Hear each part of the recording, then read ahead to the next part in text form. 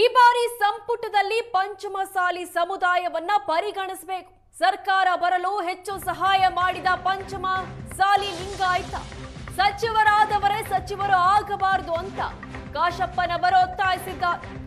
DK Shivakumar ಸಂಪುಟದಲ್ಲಿ ನನ್ನನ್ನ ಪರಿಗಣಿಸುವ ವಿಶ್ವಾಸ ಇದೆ, ನಮಗೆ ಅವಕಾಶ ಸಿಗುವ ವಿಶ್ವಾಸ ಇದೆ, ವರಿಷ್ಠರ ಗಮನಕ್ಕೆ ತರಲಾಗಿದೆ. ಸಚಿವ ಸ್ಥಾನಕ್ಕಾಗಿ ಶಾಸಕ ವಿಜಯಾನಂದ ಕಾಶಪ್ಪನವರು ಒತ್ತಾಯಿಸಿದ್ದಾರೆ.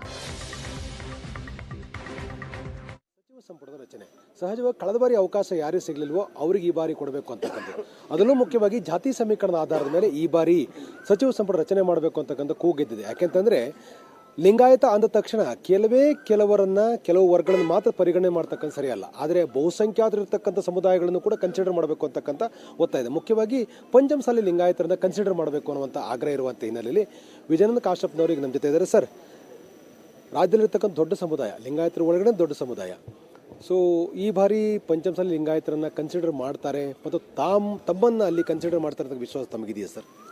ಖಂಡಿತವಾಗಿ ವಿಶ್ವಾಸ ಇದೆ. ಈ ಸಮುದಾಯ ಇವತ್ತು ಇಡೀ ರಾಜ್ಯಾದ್ಯಂತ ಏನು 2023ರ ಚುನಾವಣೆಯ ಪೂರ್ವದಲ್ಲಿ ಇವತ್ತು ಸಮಾಜ ಸಂಘಟನೆ ಇರ್ಬೋದು, ನಾವೇನು ಒಂದು 2A ಮೀಸಲಾತಿಗಾಗಿ ಹೋರಾಟವನ್ನು ಪ್ರಾರಂಭ ಮಾಡಿದ್ವಿ. ಆ ಹೋರಾಟದ ಹಿನ್ನೆಲೆಯಲ್ಲಿ ನಾವು ಪ್ರತಿ ತಾಲೂಕನ್ನು ಪ್ರತಿ ಜಿಲ್ಲಾ ಮಟ್ಟದಲ್ಲಿ ಏನೀ ಒಂದು ಪ್ರತಿಭಟನೆಯ ಅಂಗವಾಗಿ ಜನರು ಬೇಸತ್ತು ಹೋಗ್ಬಿಟ್ರು. ಏನು ಹಿಂದಿನ ಸರ್ಕಾರ ನಮ್ಮ ಮೀಸಲಾತಿ ಕೊಡದೆ ಮೋಸ ಮಾಡಿತ್ತು ಅನ್ನೋದು ಒಂದು ಕಡೆ. ಇವತ್ತು ಸಮಾಜ ಒಂದು ಸಂಘಟಿತ ಆಯಿತು, ಸಮಾಜಕ್ಕೆ ಅರಿವು ಬಂತು. ಮೀಸಲಾತಿ ಕೊಡಬೇಕು ಅಂದರೆ ಇವತ್ತು ಸೂಕ್ತ ಸರ್ಕಾರ ಬರಬೇಕು ಅನ್ನೋ ದೃಷ್ಟಿಯಲ್ಲಿ ಇವತ್ತು ಕಾಂಗ್ರೆಸ್ ಪಕ್ಷಕ್ಕೆ ಇವತ್ತು ಇಡೀ ಸಮುದಾಯ ರಾಜ್ಯಾದ್ಯಂತ, ಅದರಲ್ಲಿ ವಿಶೇಷವಾಗಿ ಉತ್ತರ ಕರ್ನಾಟಕದಲ್ಲಿ ಎಲ್ಲ ಮತಕ್ಷೇತ್ರ ಸುಮಾರು 140 ಮತಕ್ಷೇತ್ರದಲ್ಲಿ ನಿರ್ಣಾಯಕ ಹಂತದಲ್ಲಿರುವಂಥ ಒಂದು ಸಮುದಾಯ ಅದು ಲಿಂಗಾಯತ ಸಮುದಾಯ. ಅದು ಒಳ ಲಿಂಗಾಯತ ಪಂಚಮಸಾಲಿ ಇರ್ಬೋದು, ಅನೇಕ ಲಿಂಗಾಯತ ಒಳಪಂಗಡಗಳು. ಎಲ್ಲರಿಗೂ ಕೂಡ ನಾವು ಕೇಂದ್ರ ಸರ್ಕಾರದ OBC ಮೀಸಲಾತಿಯನ್ನು ಕೊಟ್ಟರೆ ಎಲ್ಲ ಲಿಂಗಾಯತರಿಗೂ ಒಳ್ಳೇದಾಗುತ್ತೆ ಅನ್ನೋದಕ್ಕೂ ಕೂಡ ನಾವು ಇಟ್ಟಿದ್ವಿ. ಆ ಹಿನ್ನೆಲೆಯಲ್ಲೇ ಇವತ್ತು ನಮ್ಮ ಸರ್ಕಾರಕ್ಕೆ ಅತ್ಯಂತ ಹೆಚ್ಚಿನ ಇವತ್ತು ಬೆಂಬಲ ಇವತ್ತು ನಮ್ಮ ಸರ್ಕಾರ ಬರೋದರಲ್ಲಿ ಪಾತ್ರ ಇದೆ. ಇವತ್ತು 135 ಸೀಟು ಇವತ್ತು ಗೆಲ್ಲಕ್ಕೆ ಕೂಡ ಕಾರಣ ಆಗಿದೆ. ಕಳೆದ ಬಾರಿನೇ ನಮಗೆ ಅವಕಾಶ ಕೊಡ್ತೀವಿ ಅಂಥೇಳಿ ಭಾಳಷ್ಟು ನಮ್ಮ ನಾಯಕರು ಕೂಡ ಭರವಸೆಯನ್ನು ಕೊಟ್ಟಿದ್ದರು. ಅದರ ಅನಿವಾರ್ಯ ಕಾರಣದಿಂದ ನಿಗಮ ಮಂಡಳಿ ಅಧ್ಯಕ್ಷನನ್ನು ತೆಗೆದುಕೋ ಮುಂದೆ ಅವಕಾಶವನ್ನು ಕಲ್ಪಿಸಿಕೊಡ್ತೀವಿ ಅನ್ನೋ ಮಾತನ್ನು ಹೇಳಿದ್ದಾರೆ ನಮ್ಮ ನಾಯಕರು. ಈ ಬಾರಿ ಖಂಡಿತವಾಗಿ ನಮ್ಮ ಹೊಸ ಮುಖ್ಯಮಂತ್ರಿಗಳಂತ ಸನ್ಮಾನ್ಯ ನಿನ್ನೆ ತಾನೇ ಶಾಸಕಾಂಗ ಪಕ್ಷದ ನಾಯಕರಾಗಿ ಆಯ್ಕೆಯಾಗಿ ಮುಖ್ಯಮಂತ್ರಿಗಳು 3ನೇ ತಾರೀಕು ಪ್ರಮಾಣ ವಚನ ಸ್ವೀಕಾರ ಮಾಡ್ತಾ ಇದ್ದಾರೆ. ಅವರಿಗೆ ನಮ್ಮ ಮತಕ್ಷೇತ್ರದ ಪರವಾಗಿ ನಮ್ಮ ಸಮುದಾಯದ ಪರವಾಗಿ ಅವರಿಗೆ ಅಭಿನಂದನೆಯನ್ನು ಸಲ್ಲಿಸ್ತೇನೆ. ಖಂಡಿತವಾಗಿ ನಮಗೆ ಅವಕಾಶವನ್ನು ನೀಡ್ತಾರೆ ಅನ್ನೋದು ವಿಶ್ವಾಸ ಇದೆ ಈ ಬಾರಿ. ಯಾವ ಸಮುದಾಯ ಇವತ್ತು ಹೆಚ್ಚಿನ ಪ್ರಮಾಣದಲ್ಲಿ ಸರ್ಕಾರಕ್ಕೆ ಸಹಾಯ ಮಾಡಿದೆ ಅನ್ನೋದನ್ನು ಕೂಡ ನಾವು ಅರಿವು ಇಟ್ಕೋಬೇಕಾಗತ್ತೆ. ಆ ನಿಟ್ಟಿನಲ್ಲಿ ನಮ್ಮ ನಾಯಕರಿಗೆ ಅದು ಎಲ್ಲ ವಿಚಾರಗಳು ಅವರಿಗೆ ಗಮನಕ್ಕಿದೆ. ಖಂಡಿತವಾಗಿ ಈ ಬಾರಿ ಒಂದು ಹೆಚ್ಚಿನ ಅವಕಾಶವನ್ನು ಒದಗಿಸಿಕೊಡ್ತಾರೆ ಸನ್ಮಾನ್ಯ ಡಿಕೆ ಶಿವಕುಮಾರ್ ಅವರು ಅನ್ನೋದು ವಿಶ್ವಾಸ ಇದೆ ಸರ್. ಅಂದರೆ ಈಗ ಆಲ್ರೆಡಿ ಸಂಪುಟದಲ್ಲಿರ್ತಕ್ಕಂಥ ಸಚಿವರಿಗೆ ಒಂದು ಹೊಸ ಆಕಾಂಕ್ಷೆಗಳು ಹೇಳ್ತಾ ಇರ್ತಕ್ಕಂಥದ್ದು.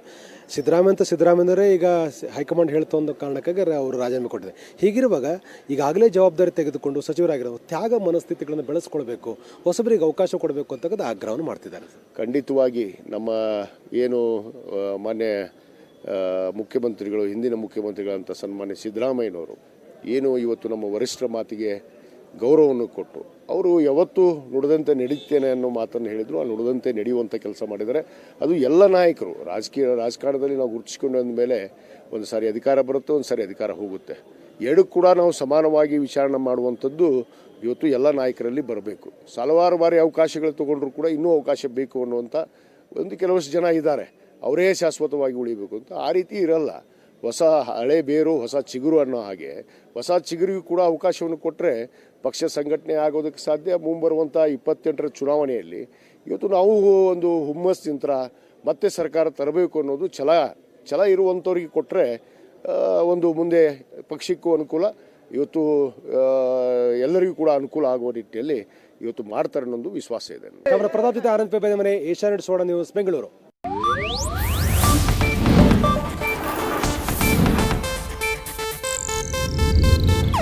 ಇದು ಏಷ್ಯಾನೆಟ್ ನ್ಯೂಸ್ ನೆಟ್ವರ್ಕ್ ಪ್ರಸ್ತುತಿ.